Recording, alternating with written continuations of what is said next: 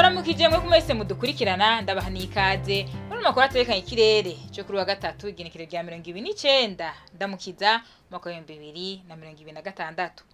Mu gitondo hitezwe ikirere kirimwo ibicu byinshi mu bice vya Cankuzo na Muyinga mu ntara ya Buhumuza, Ikarusi mu ntara ya Gitega, Kayanza, Ngozi na Kirundo mu ntara ya Butanyerera hamwe n'Ububanza na Cibitoke mu ntara ya Bujumbura.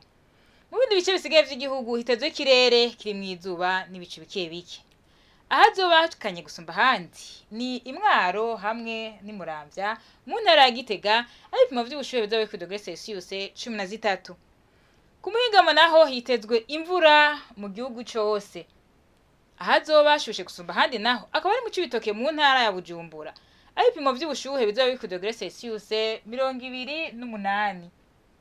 Mu gitondo hitezwe ko izuba zoseruka igihe cy'isaha 12 rirenga igihe cy'isaha 12 nyene z'umugoroba. Amakuru atekanye ikirere mwatugwe n'igwejebu agarukiye hano, makoye cyane kuyakurikira.